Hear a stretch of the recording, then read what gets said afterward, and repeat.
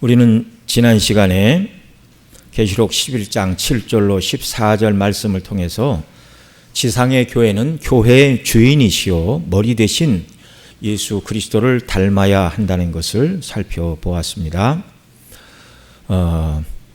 교회가 복음 증거의 사명을 온전히 감당하는 방식은 세상을 무력으로 정복하는 것이 아니라 가장 미련해 보이는 방식, 곧 복음을 증거함으로입니다. 한때 대항해 시대 유럽에서는 아프리카와 아시아를 식민지로 개척하면서 한 손에는 칼을 들고 한 손에는 성경을 들고 그들에게 가서 하나님을 믿든지 죽음을 택하든지 개종을 하라고 강요를 한 적이 있었죠.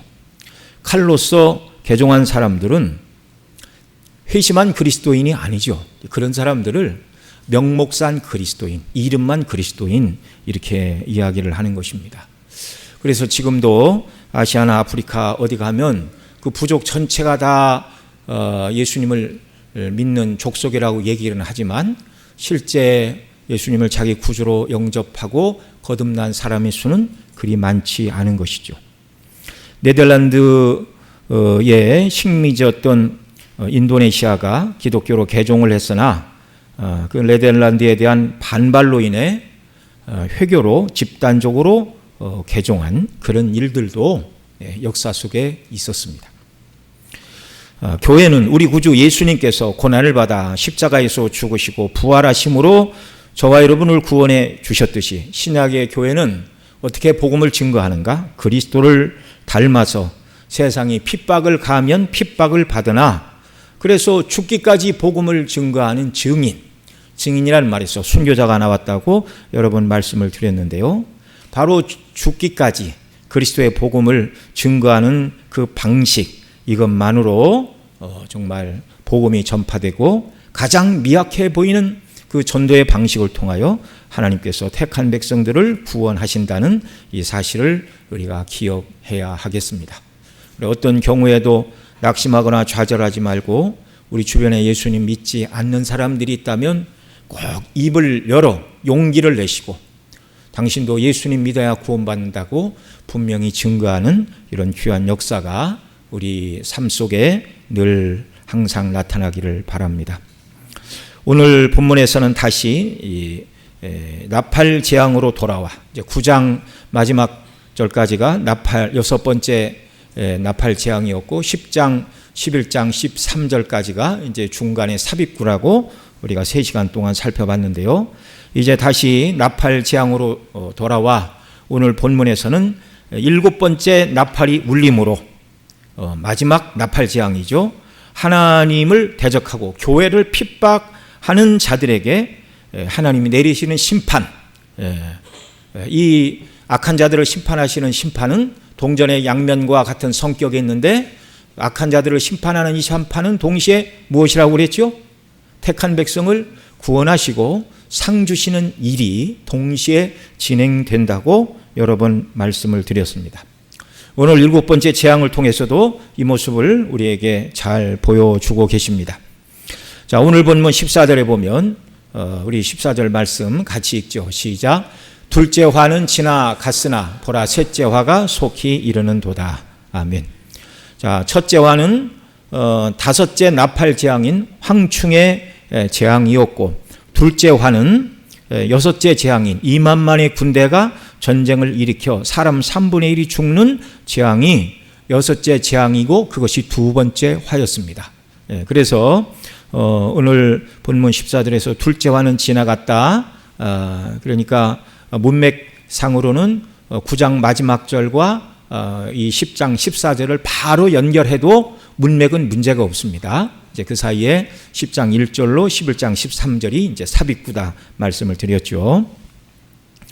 자, 그리고 이제 셋째 화가 속히 이르리로다라고 말씀하므로 셋째 화에 해당하는 7번째 나팔 재앙이 시작된다라고 14절에서 말씀을 해 주고 있습니다.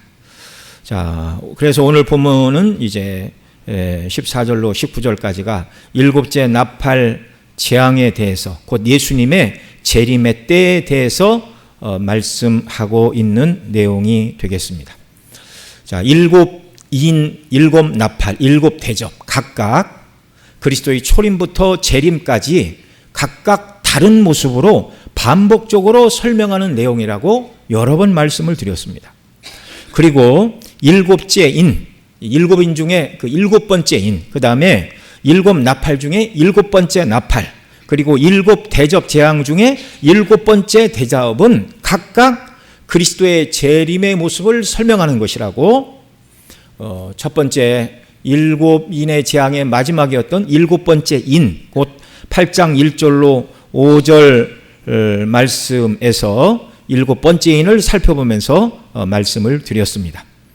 자, 일곱 번째 인과 일곱 번째 나팔, 일곱 번째 대접 모두 그리스도의 재림의 모습이라고 말씀을 드리는 이유는 세 번 모두 다 우레와 음성과 번개와 지진이 동반되었고 바로 그것은 예수님 재림하실 때의 모습이라고 말씀을 드렸습니다.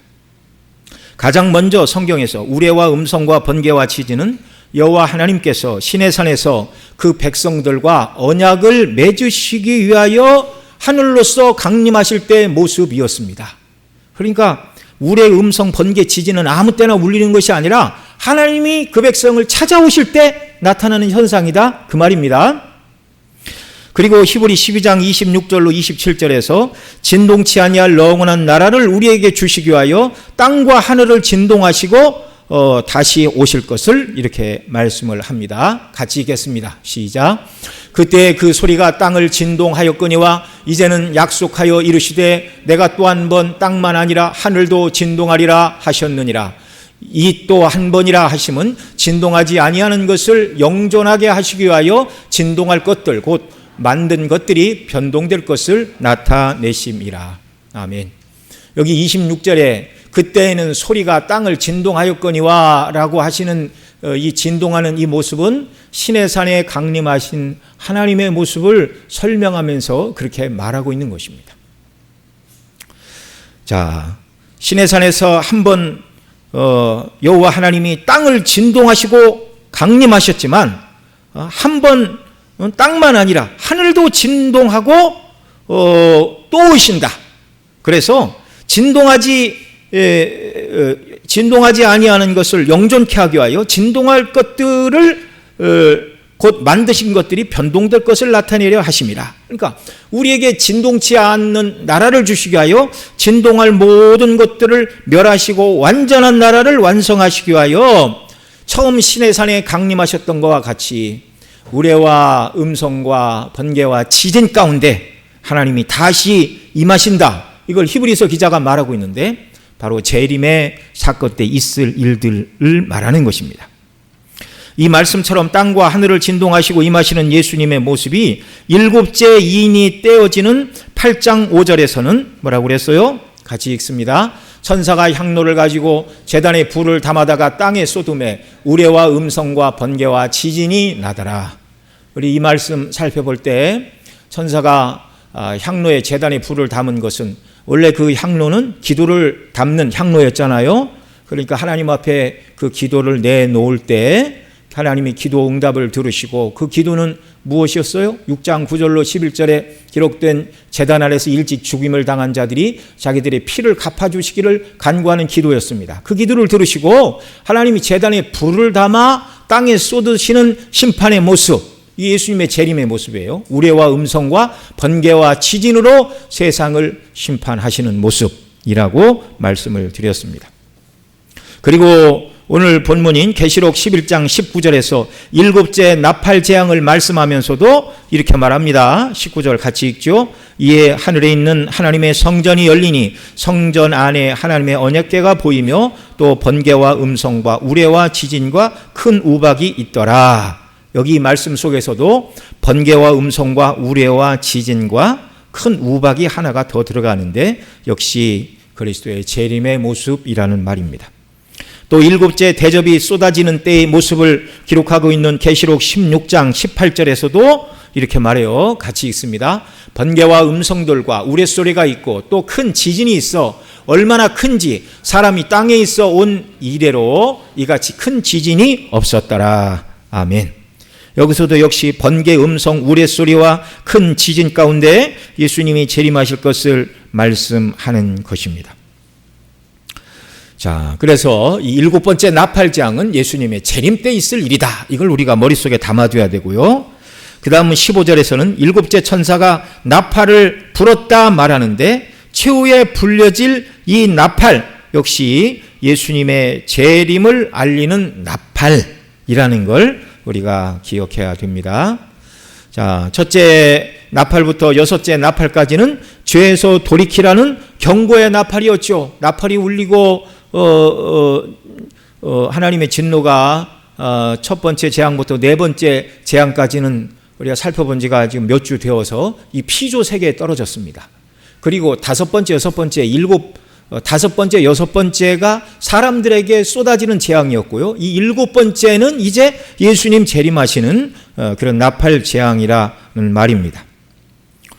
그래서 우리는 우리 주님과 아버지 하나님께서 하늘에서 나팔 재앙을 통하여 이 세상이 하나님의 진노와 심판하리 있다는 것을 경고하실 때 지상의 교회는 복음의 나팔을 계속해서 불어야 됩니다. 뭐라고요? 죄에서 돌이켜 회개하고 예수님을 믿음으로 하나님의 진노에서 벗어나 영생을 얻으라고 계속해서 지상의 교회 두 증인들은 복음의 나팔을 불어야 한다는 말입니다. 이것이 지난 시간까지 살펴본 증인의 사명을 감당하는 것이었습니다. 여섯째 나팔이 계속 울리는 때까지도 회개하지 않으면 마지막 7번째 나팔이 울릴 때 하나님의 최종적인 심판이 시행된다는 것, 우리는 이것을 말해 주어야 됩니다. 7번째 나팔이 울린 후에는 더 이상 복음을 전할 기회도 없고 복음을 들을 수도 없으며 회개할 기회도 주어지지 않기에 저와 여러분은 부지런히 복음의 나팔을 지금 불어야 하는 것입니다. 그러나 마지막 나팔, 곧 7째 나팔은 예수님의 재림을 알리는 나팔입니다. 하나님의 모든 구원 계획이 완성되는 날이며 모든 감추어졌던 비밀이 완전하게 이루어지는 날, 이것이 7째 나팔이 불리오는 날입니다. 앞서 계시록 10장 7절에 보면 이런 말씀이 있었어요. 7째 천사가 소리내는 날 그의 나팔을 불려고 할 때에 하나님이 그의 종 선지자들에게 전하신 복음과 같이 하나님의 그 비밀이 이루어지라 하더라. 자, 이 말씀대로 예수님이 7째 나팔 가운데 재림하심으로 하나님의 모든 구원 계획을 성취하심으로 숨겨진 비밀이 하나도 없게 되는 복음이 완전하게 성취되는 때가 또한 7째 나팔이 울리는 때라는 말입니다. 성경 여러 곳에서 예수님께서 나팔 소리와 함께 재림하실 것을 이렇게 말씀하고 있어요. 먼저 마태복음 24장 30절로 31절 우리 같이 읽습니다. 그때 인자의 징조가 하늘에서 보이겠고 그때 땅의 모든 족속들이 통곡하며 그들이 인자가 구름을 타고 능력과 큰 영광으로 오는 것을 보리라. 저가 큰 나팔 소리와 함께 천사들을 보내리니 그들이 그의 택하신 자들을 하늘 이 끝에서 저 끝까지 사방에서 모으리라. 아멘. 그가 큰 나팔 소리와 함께 천사들을 보내리니. 네. 그래서 택한 백성은 땅의 이 끝에서 저 끝 사방에서 당신의 택한 백성들은 모으십니다. 어떻게 하시려고요? 천국의 알국들을 모아 천국으로 들이시려고. 그런데 그 나팔 소리와 함께 땅에 있는 자들에게는 울고 통곡을 해요. 왜요? 그들은 이제 영원한 하나님의 심판과 진노를 받게 되는 날이라는 것을 깨달아 알기 때문에 울고 통곡하는 날이, 그리스도 밖에 있는 자들이 울고 통곡하는 날이 나팔 소리와 함께 예수님이 재림하시는 바로 그날이라는 말입니다. 여러분들은 오늘이라도 이 7번째 나팔, 예수님의 재림을 알리는 나팔이 하늘로부터 울려 퍼진다면 여러분은 어떻겠습니까? 옛날에 어떤 설교자는 나팔이 울리면 예수님 재림한다는 걸 다 알고 있었는데 설교하다 말고 갑자기 강단 뒤에서 나팔을 부르라고 그랬대요. 그러니까 두 가지 반응이 극명하게 나타나죠. 주님이 오시는가? 그리고 기뻐하는 사람이 있고 상당히 많은 사람은 의자 아래로 몸을 숨겼다는 겁니다. 여러분, 그냥 우리가 지나가면서 들을 수 있는 이야기지만 주님의 재림을 우리가 얼마나 갈망하고 살아가는가. 적어도 주일에 다른 데 안 가고 예배당에 나와 앉아 있다면 저와 여러분의 궁극적인 소망은 주님이 나팔소리와 함께 다시 오시는 그 재림의 날이 되어야 하는 줄로 믿습니다. 그날을 바라보고 살면은요, 우리 삶이 복잡해질 게 하나도 없어요. 단순해지는 거예요. 그 주님 오실 날을 준비하고 주님 맞이할 마음의 준비, 삶의 준비, 그것이 저와 여러분의 인생의 전부인 줄을 믿으시기 바랍니다. 또 고린도전서 15장 51절로 52절에서 이렇게 말합니다. 같이 읽습니다. 시작. 보라, 내가 너희에게 비밀을 말하노니 우리가 다 잠잘 것이 아니요 마지막 나팔의 순식간에 호련히 다 변화되리니 나팔 소리가 나매 죽은 자들이 썩지 아니할 것으로 다시 살아나고 우리도 변화되리라. 나팔 소리와 함께 주님이 재림하시면 먼저 죽었던 자들이 영화로운 부활의 몸을 입고 살아있는 자들도 부활의 몸으로 변화된 몸을 입게 될 것이다. 데살로니가전서 4장 16절에서도 또 같은 말씀을 반복해서 이렇게 말합니다. 같이 읽습니다. 주께서 호령과 천사장의 소리와 하나님의 나팔 소리로 친히 하늘로부터 강림하시리니 그리스도 안에서 죽은 자들이 먼저 일어나고 그 후에 우리 살아남은 자들도 그들과 함께 구름 속으로 끌어올려 공중에서 주를 영접하게 하시리니 그리하여 우리가 항상 주와 함께 있으리라. 아멘. 자, 이런 여러 말씀들이 마지막 나팔이 울릴 때 예수님이 재림하신다는 사실을 거듭거듭 말씀하고 있습니다.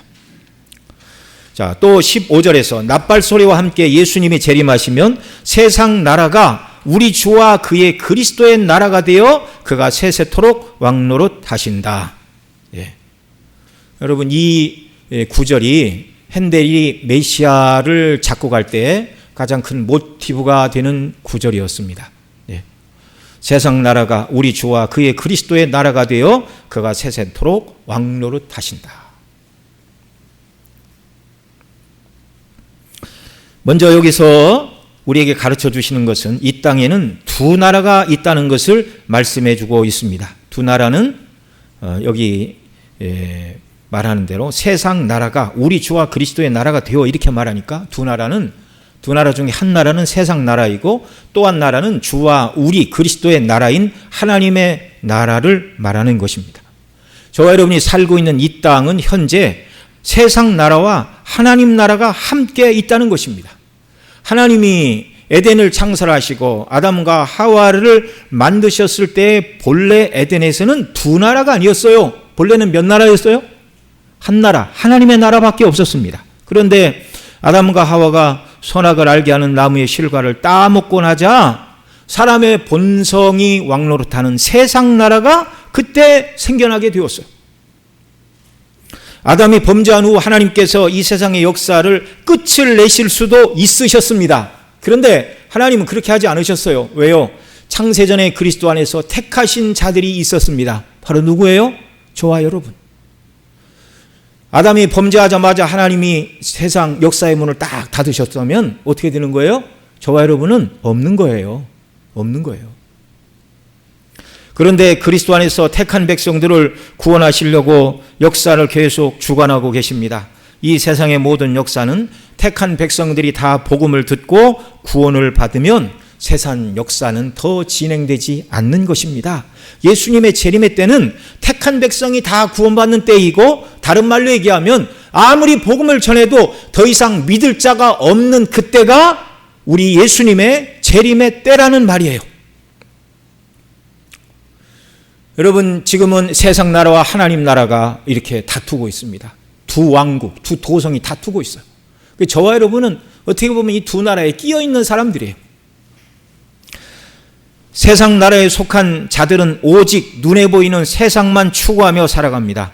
창세기 4장에 보면 아담이 범죄한 이후 이 세상 나라는 가인의 후손들이 주장하는 나라였어요.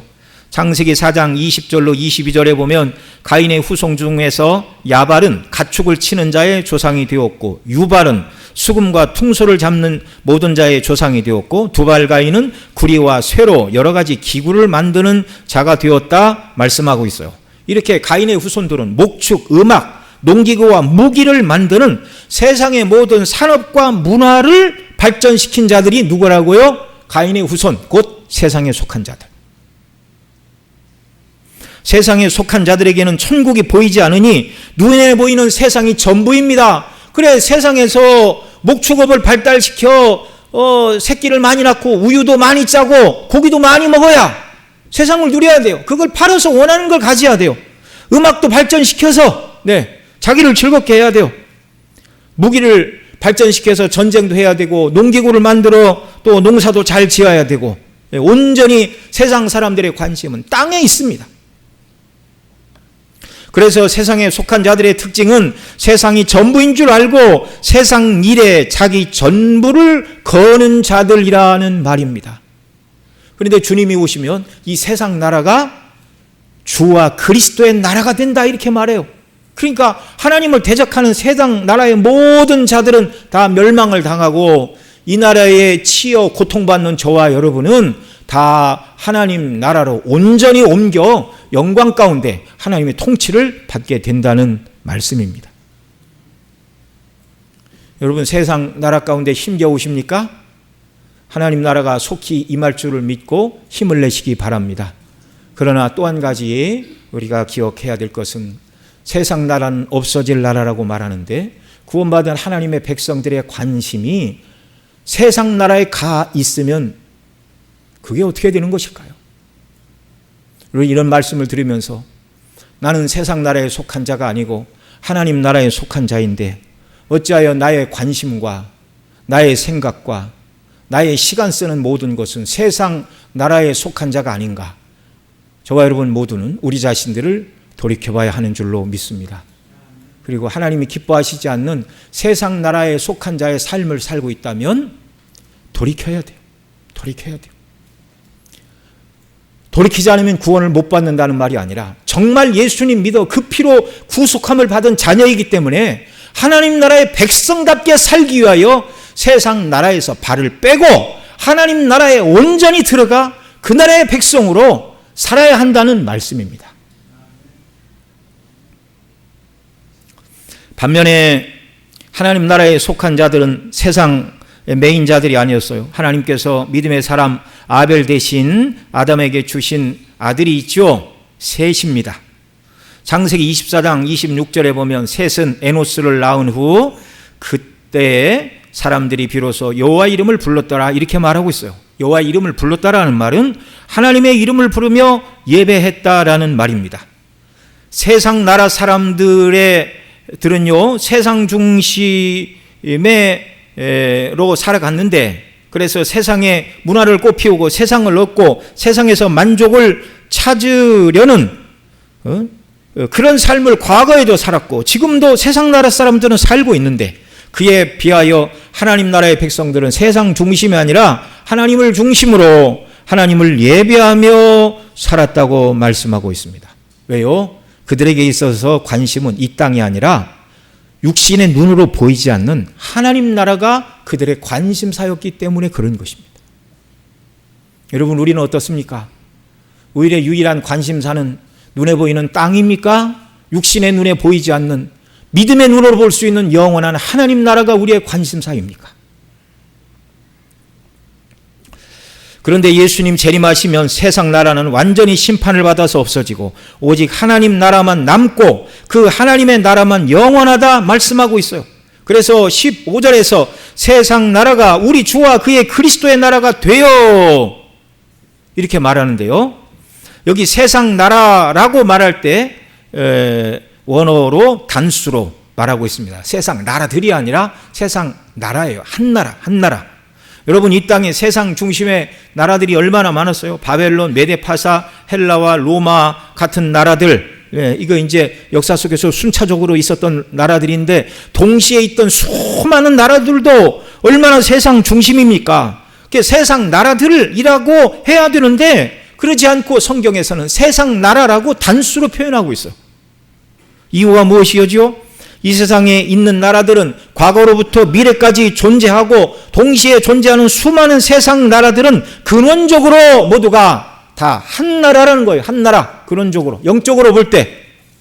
에베소 2장 2절에서 뭐라고 그럽니까? 그때 너희는 그 가운데 행하여 이 세상 풍조를 따르고 공중 권세 잡은 자를 따랐으니 곧 지금 불순종의 아들들 가운데 역사하는 영이라. 이렇게 말씀하고 있는데요. 세상의 모든 사람들, 세상 나라 사람들을 붙잡고 주장하는 자가 누구라고요? 공중 권세 잡은 자, 사단 마귀라는 말입니다. 그래서 세상 나라들이라 하지 않고 세상 모든 나라는 사단이 지배하는 사단의 나라이기 때문에 세상 나라라고 단수로 말하고 있어요. 세상 나라는 주와 그 그리스도의 나라가 되고 이렇게 말해도 되지만 다르게 바꿔 말하면 세상 나라를 사단의 나라라고 이렇게 말해도 돼요. 재림의 예수님께서 세상 나라를 하나님 나라가 되게 하는 방식은 무엇이죠? 그 방식은 그 나라에 속한 모든 자들을 다 불못에 던지시는 것입니다. 예수님께서 재림하심으로 이 나라의 수괴인 사단을 결박하여 먼저 불못에 던지십니다. 이것을 계시록 20장 10절에서 이렇게 말해요. 또 그들을 미혹하는 마귀가 불과 유황못에 던져지리니 거기는 그 짐승과 거짓 선지자도 있어 세세토록 밤낮 괴로움을 받으리라. 뿐만 아니라 또한 그들과 함께 또한 그 사단을 따르던 모든 악한 자들도 불못에 던져짐으로 세상 나라는 완전히 멸망하게 됩니다. 이것을 계시록 21장 8절에서는 또 이렇게 말해요. 그러나 두려워하는 자들과 믿지 않은 자들과 흉악한 자들과 살인자들과 음행하는 자들과 점술가들과 우상 숭배 자들과 거짓말하는 모든 자들은 불과 유황으로 타는 못에 던져지리니 이것이 둘째 사망이니라. 불과 유황으로 타는 못, 둘째 사망에 처해진다. 불못에 던져지는 것, 둘째 사망이다. 이렇게 말하고 있어요. 예수님께서 재림하시면 이제 더 이상 세상 나라는 없습니다. 그리고 그들과 섞여 살면서 그들로 말미암아 핍박과 고난을 받았던 모든 하나님의 백성들은 이제 주와 그의 그리스도의 나라의 온전한 백성이 되어 주님의 완전한 통치를 받게 된다는 말입니다. 그 영원한 주와 그리스도의 나라는 하나님께서 세세토록 왕노릇하는 나라임을 믿으시기 바랍니다. 여러분, 이 땅에서 백성을 사랑해서 백성과 똑같이 먹고 마시고 고생하고 백성의 삶에 동참하는 왕이 있다면, 일반적으로 왕국은 모든 백성보다 세금을 많이 걷어서 호의호식하고 잘 먹고 잘 살잖아요. 그런 왕이라 할지라도 공의로 대하고 백성들을 똑같이 대해준다면 참 우리 왕은 훌륭하다 그렇게 얘기할 것입니다. 그런데 그 정도가 아니라 공평과 공의로 다스릴 뿐만 아니라 왕이 모든 특권을 다 내려놓고 평민과 똑같이 먹고 마시고 의무를 지고 그리고 고생하며 밤낮 자지 못하고 백성을 통치하는, 눈에 불을 켜고 백성을 보살피는 그런 왕이 있다면 그런 나라의 백성들은 자기 왕을 생각할 때 어떻게 했어요? 그렇지 못한 다른 나라의 왕들과 비교하면서 우리 왕은 진짜 왕이다 라는 존경심과 사랑과 그런 나라의 왕이 통치하는 나라의 백성이라는 자부심과 긍지감, 이게 있을까요? 없을까요? 있죠. 그런데 여러분, 우리 주와 그의 그리스도의 나라는 하나님 아버지께서 세세토록 왕노릇 하시는 나라라고 오늘 성경이 말씀을 하고 있는데요. 여러분, 하나님이 통치하시는 이 나라는 세상에 존재했으면 하고 바라는 아름다운 왕이 섬기는 최고의 그런 어떤 왕국보다, 그런 나라가 있지도 않지만 설령 있다 할지라도 그런 나라들과 비교할 수 없는 왕이 통치하는 나라인 줄을 믿으시기 바랍니다. 여러분, 세상에 어떤 왕이 죄를 지어서 왕의 진노와 영원한 멸망과 버림을 받아야 되는 죄 지은 백성을 위해서 자기 아들을 내어주는 왕이 어디 있어요? 그리고 그런 죄인들을 자기 아들로 삼는 왕이 어디 있습니까? 그런데 하나님은 우리에게 그렇게 행하셨어요. 그런 하나님을 우리가 영원토록 왕으로 섬기는 것입니다. 아버지 하나님을 영원토록 왕으로 섬기는 것입니다. 그러니까 이 하나님 나라에 우리가 들어간다라는 말씀을 들을 때, 뭐 죽으면 그런 나라가 있나 이렇게 희미하게 생각하지 말고, 이건요 우리의 가슴을 뛰게 하는 말들이에요. 이 영광의 나라를 바라보십시오. 그 나라의 통치자는 하나님 아버지이시고 우리 주 예수 그리스도이십니다. 예.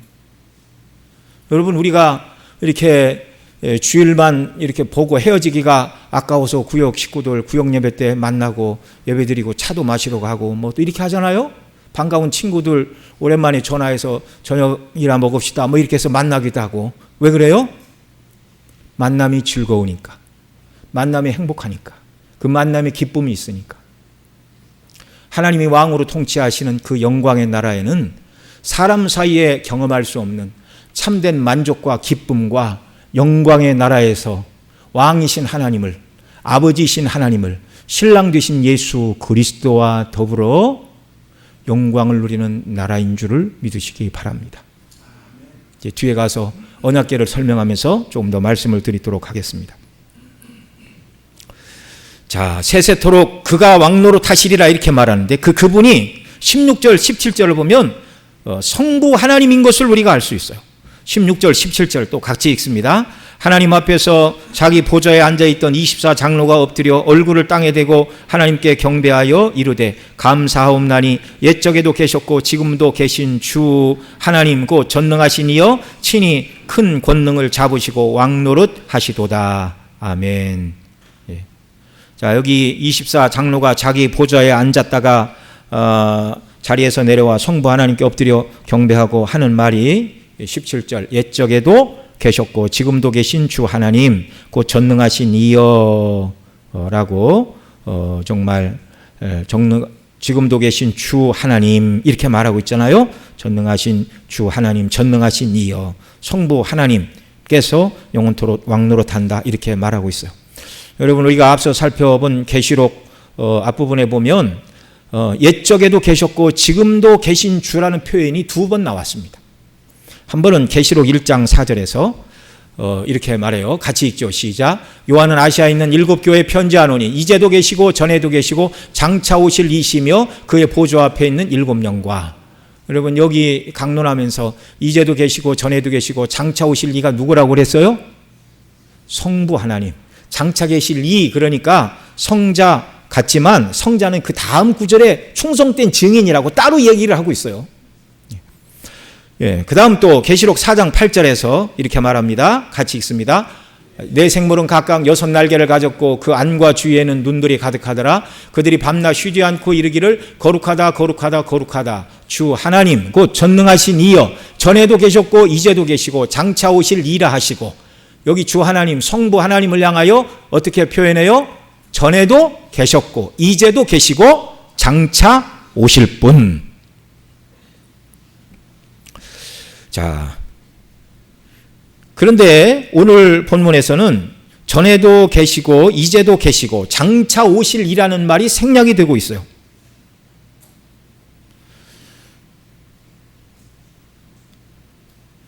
왜 장차 오실이라는 말이 여기서는 생략이 됐습니까?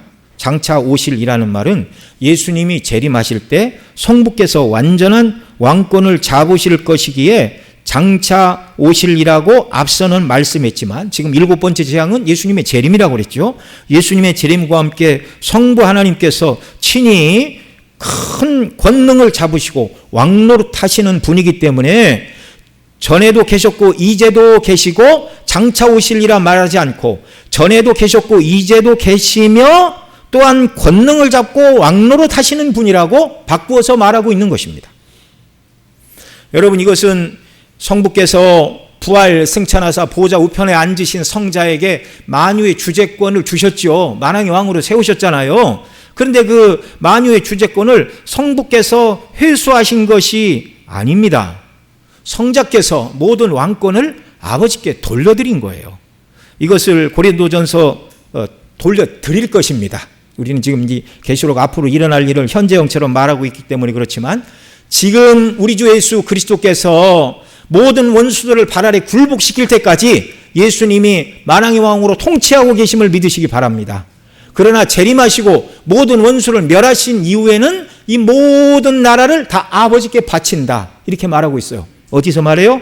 고린도전서 15장 24절로 25절 우리 같이 읽습니다. 24절부터 그 후에는 마지막이니 그가 모든 통치와 모든 권세와 능력을 멸하시고 나라를 아버지 하나님께 바칠 때라. 그가 모든 원수들을 그 발 아래 둘 때까지 반드시 왕노릇 하시리니. 말씀드린 내용이 바로 이것입니다.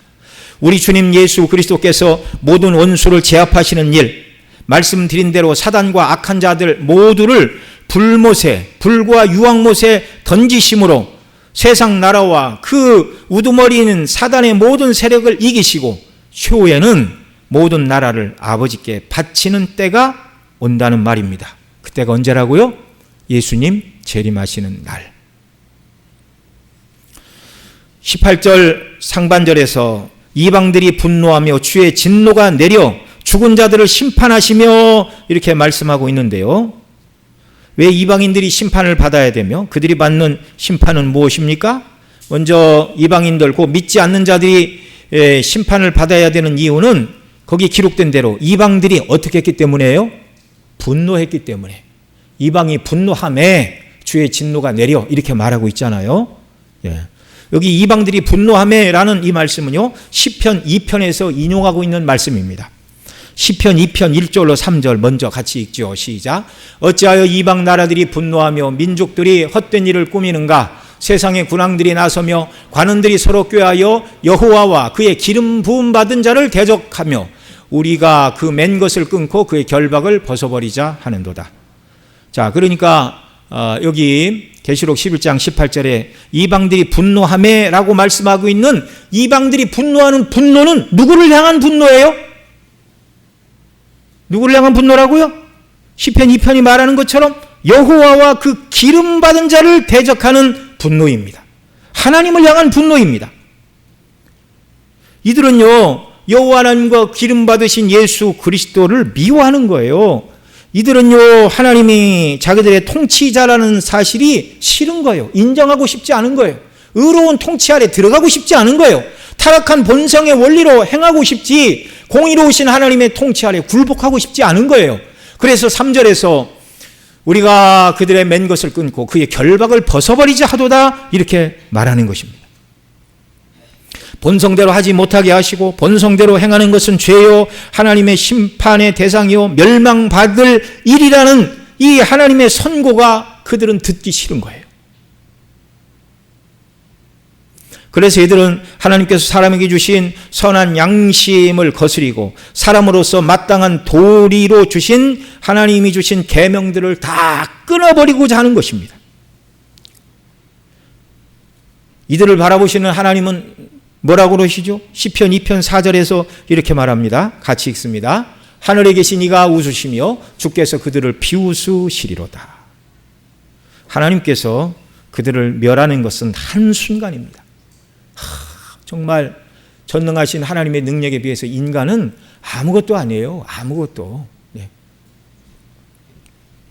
그래서 시편 2편 10절로 12절에서는 세상의 군왕들을 향하여 이렇게 권고하고 있습니다. 10절로 12절 같이 읽죠. 시작.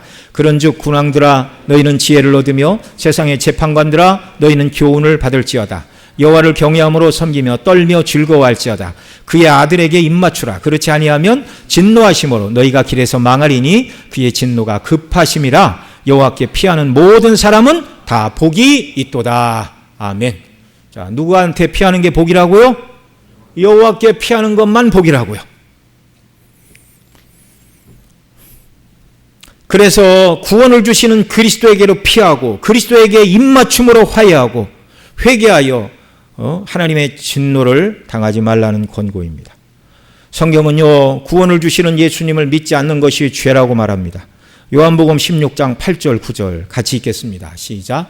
그가 와서 죄에 대하여 의에 대하여 심판에 대하여 세상을 책망하시리라. 죄에 대하여라 함은 그들이 나를 믿지 아니하며, 여기 9절 말씀 뭐라고 그래요? 예수님을 믿지 않는 것이 뭐라고요? 죄라고 말씀하고 있어요. 죄에 대하여라면 그들이 나를 믿지 아니하며, 예수님을 믿음으로만 죄사함을 받는데 예수님을 믿지 않으니 여전히 그들이 죄 가운데 있는 거예요. 예수님을 믿지 않는 것 자체가 죄라는 말입니다.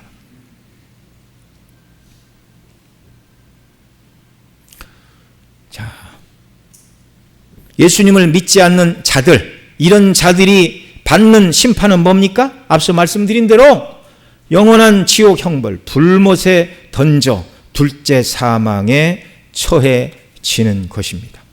저와 여러분은 예수님을 믿음으로 둘째 사망인 불못을 면한 자들인 것을 인하여 기뻐하고 즐거워하시기 바랍니다.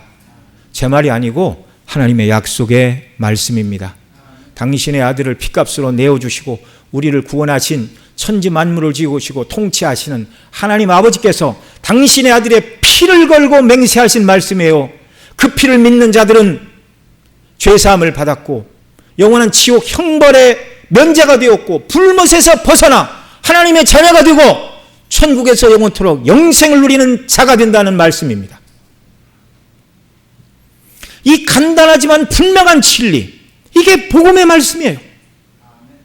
아직도 이 자리에 계신 분 중에 예수님이 누구신지 잘 모르는 분이 있고 예수님을 구주로 믿지 않는 분이 계시다면 이 예수님을 믿으시기 바랍니다.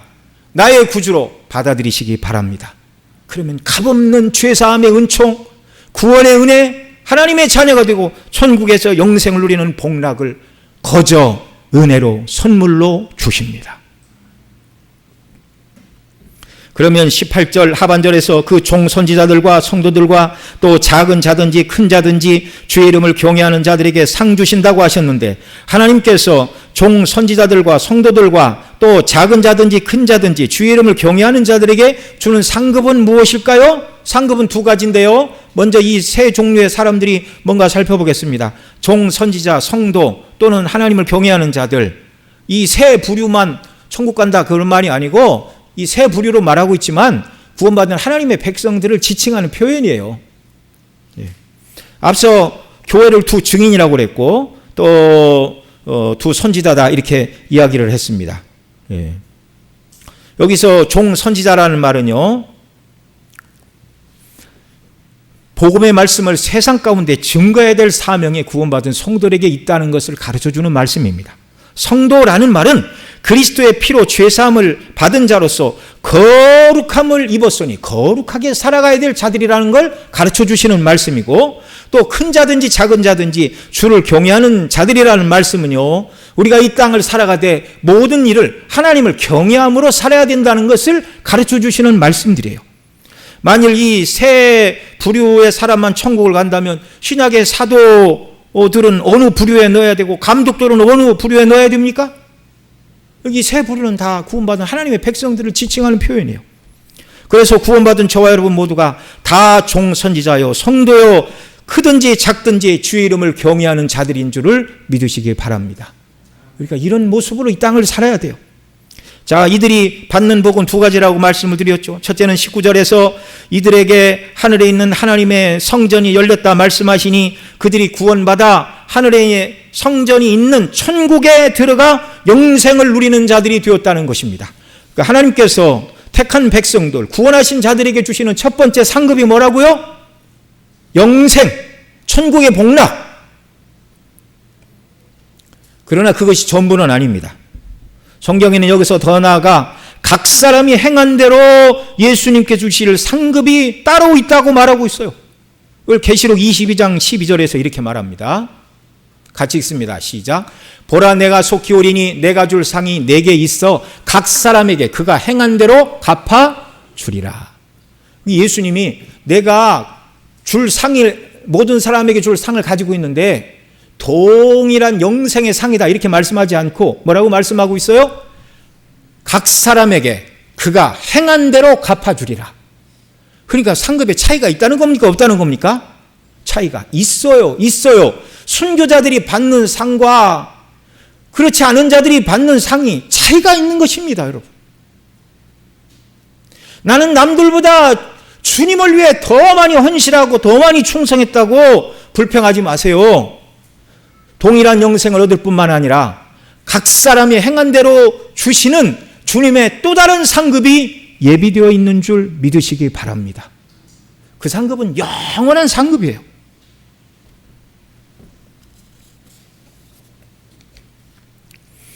이 예수님의 재림의 때 성도들이 누릴 영광이 있다고 19절에서 말씀하고 있는데, 바로 그 표현이 성전 안에 하나님의 언약궤가 보인다는 말씀입니다. 19절 한 번 더 읽죠. 시작.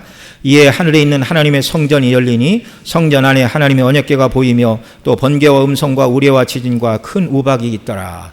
여기 19절에서는 앞서 말씀드린 대로 하나님을 대적하고 교회를 핍박하는 악인들이 당하는 심판을 번개와 음성과 우레와 지진과 우박이라는 말로 표현하고 있고요.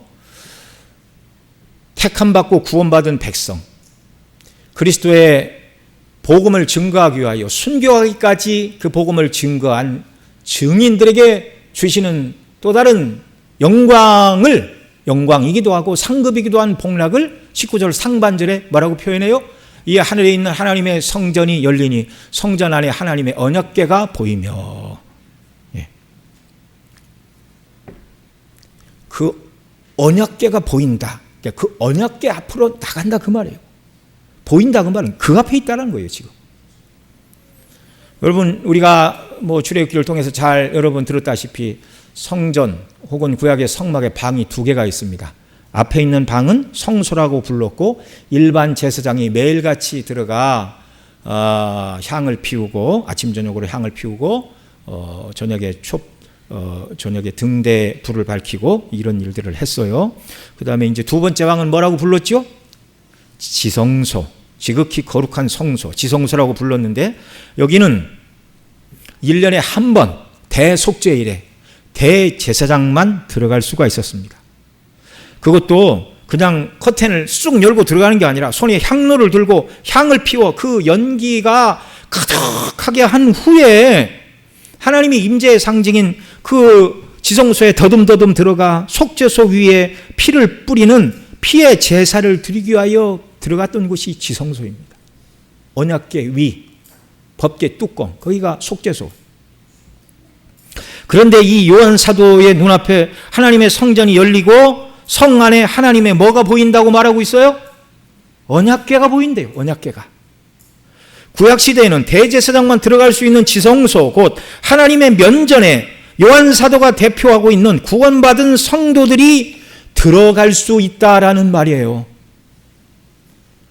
여러분, 이런 일이 어떻게 가능하게 되었는지 히브리서 10장 19절로 20절에서 이렇게 말합니다. 우리 같이 읽습니다. 시작. 그러므로 형제들아, 우리가 예수의 피를 힘입어 성소에 들어갈 담력을 얻었나니 그 길은 우리를 위하여 휘장 가운데로 열어놓으신 새로운 산길이요 휘장은 곧 그의 육체니라. 하도 여러 번 읽어서 너무 잘 아시죠? 휘장은 육체니라. 예수님이 십자가에 못 박혀 육체가 찢기시고 죽으실 때 당시 성전의 휘장이 위로부터 아래로 찢어졌어요. 상징적인 일이죠. 하나님 앞에 나아가는 가로막힌 모든 길이 완전히 열렸다는 것입니다. 완전히 열렸다는 것입니다. 언약궤 안에는 언약의 두 돌비가 있었죠. 십계명을 기록한 돌비가 있었습니다. 왜 지성소에 마음대로 못 나갔냐면 이 십계명 때문에 그런 거예요. 십계명 때문에. 하나님의 백성은 이렇게 살아야 된다고 언약을 맺었는데 그렇게 살지 못하니까 죄 있는 자가 감히 지성소에 계신 하나님께 나아갈 수가 없었어요. 구약시대는 언약궤의 속죄소에 짐승의 피를 뿌렸는데 그 피는 예수 그리스도의 대속의 피의 예표였습니다. 예수님께서 십자가에서 흘리신 그 보배로운 피로 완전한 속죄를 이루어 주셨어요. 이것을 히브리 9장 12절에서는 또 이렇게 말합니다. 같이 읽습니다. 염소와 송아지의 피로 하지 아니하시고 오직 자기의 피로 영원한 속죄를 이루사 단번에 성소에 들어가셨느니라. 아멘. 예수님의 대속의 은혜 때문에, 왜 대속이 왜 필요해요? 십계명대로 살 수 없는 죄인이기 때문에 그 죄를 속죄하기 위하여 예수님이 피 흘려 주셨어요. 그래서 저와 여러분은 예수님 때문에 완전한 속죄를 받았기 때문에 하나님의 면전에 가는데 천국에 들어가 천국의 변두리가 아니라 모든 성도들이 언약궤가 보이는 하나님의 면저인 지성소에 들어가게 되었다는 말입니다. 여러분 오늘 본문에서도 16절에 이렇게 말하죠. 하나님 앞에 자기 보좌 앞에 앉아있던 24장로가 엎드려 얼굴을 땅에 대고 하나님께 경배하며 이르되, 지금 이 24장로가 어디 있어요? 하나님 보좌 앞에 있어요. 근데 이 24장로들의 자리가 누구의 자리라고 그랬어요? 구원받은 하나님의 백성들, 구약의 12지파, 신약의 12사도가 대표하는 구원받은 하나님의 백성들의 자리가 바로 하나님의 면전이라고 이게 가르쳐주고 있잖아요.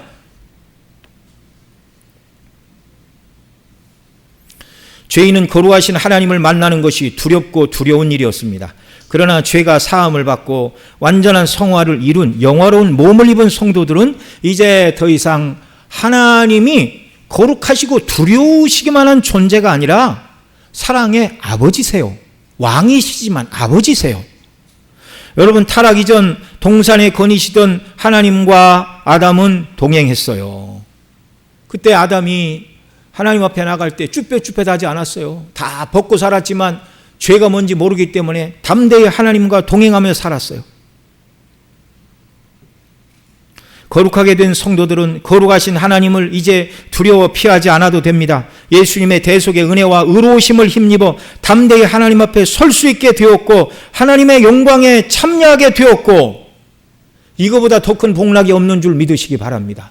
영광의 하나님의 영광에 참여하는 낮은 존재가 영광의 하나님과 같은 높은 존귀한 존재가 되어 하나님과 교통하는 은혜, 이보다 더 큰 복락이 없는 줄 믿으시기 바랍니다.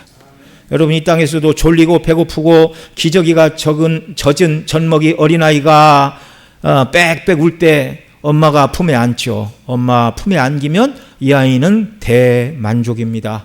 줄인 배도 채울 수 있고 척척한 기저귀도 갈아주고 배를 채우고 따뜻한 엄마 품 안에서 곤히 잠을 자죠. 새근새근.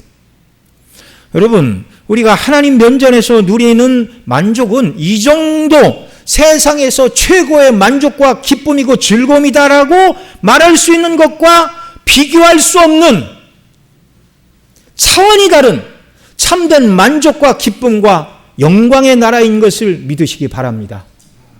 이 영광의 나라를 우리에게 주시기 위하여 하나님의 면전에 담대히 저와 여러분이 서는 자들이 되게 하여 하나님의 아들을 보내셨고, 그 아들은 저와 여러분을 위해 십자가에서 당신의 몸을 찢으시고 물과 피를 다 흘리시고 우리가 받아야 될 지옥의 영원한 형벌을 십자가에서 다 담당해 주셨어요.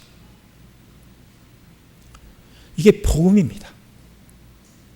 이 복음으로 저와 여러분이 구원을 받았어요. 더 이상 다른 무엇을 달라고 말할 수 없는 가장 크고 완전한 은혜와 복락을 받으신 줄 믿으시기 바랍니다. 이 예수님 때문에 지옥에 떨어져야 마땅한 저와 여러분이 언약궤가 보이는 지성소 하나님의 면전에 들어가는 자들이 되었다니까요. 그 나라를 소망하시기 바랍니다. 우리가 이 말씀을 들을 때마다 가슴이 뛰어야 돼요. 가슴이. 이런 나라를 하나님 예배하고 계시는구나. 내가 장차 이런 나라 들어갈 사람이구나. 그것에 비추어 내가 어떻게 이 땅을 살아야 될까? 성령께서 저와 여러분의 둔한 영적인 눈을 더 활짝 열어주셔서 이 영광에 대한 소망으로 충만하게 하시기를 바랍니다. 그래서 잠시 있다가 없어지는 세상 나라에 소망을 두지 않고 영원한 하나님 나라에 참 소망을 두고 하나님의 아들이신 그리스도에게 날마다 입맞추고 그분과 화평을 누리고 그 영광의 나라에 걸맞는 하나님의 자녀로서 말씀에 순종하고 이 사실을 모르는 자들에게 복음을 증거하며 기쁘게 하루하루 순례길을 살아가는 저와 여러분 모두가 되시기를 간절히 소원합니다. 기도하겠습니다. 우리 통성으로 들은 말씀 붙들고 함께 기도하겠습니다. 지옥 형벌에 떨어져 마땅한 우리를 아들의 피로 구원하신 하나님, 당신의 피를 흘려 우리를 구원하신 예수 그리스도시요, 이 영광이 얼마나 큰가를 알게 하시고 죄가 완전히 사라지고 완전히 성화된 거룩한 몸을 입고 하나님의 면전에 서게 되는 영광의 날, 이날에 우리의 마음이 빼앗기게 하시고 이 나라에 걸맞는 자들로 이 땅을 살아가는 은혜 내게 더하여 주시고 성령의 충만을 부어달라고 우리 통성으로 함께 같이 기도드리겠습니다. 사랑하는 아버지 하나님, 또 이 시간 저희들 주의 말씀 붙들고 기도합니다. 우리 주님 다시 오시면, 일곱째 나팔이 울리면 우리 주님 영광 가운데 재림하여 주시어서 세상의 모든 나라를 멸하실 것입니다. 악한 자 사단과 그의 졸개들을 불과 유황이 타는 불못 둘째 사망에 던지시고 그들의 압제에 신음하던 모든 자들을 하나님의 나라로 인도하여 들이시는데, 우리에게는 완전한 영화로운 몸을 입게 하시고 그 나라에 들어가 하나님의 언약궤가 보이는 지성소, 하나님의 면전에 나아가되 완전한 영광을 입은 자들로 하나님 앞에 서게 하여 주시어서 하나님의 영광에 참여하는 참된 만족과 기쁨과 행복을 누리는 자들로 우리를 불러주시니 감사를 드립니다. 사랑하시는 아버지 하나님, 이 영광에 눈뜨는 저희들이 되게 하여 주옵소서. 이 영광의 백성답게 합당한 세상 나라의 소망을 두지 않고 영원한 하나님 나라의 소망을 두고 이 땅을 살아가는 자들이 되도록 성령 하나님 도우시고 은혜와 권능으로 충만케 하여 주시옵소서. 존귀하신 우리 구주 예수님의 이름으로 기도드리옵나이다. 아멘.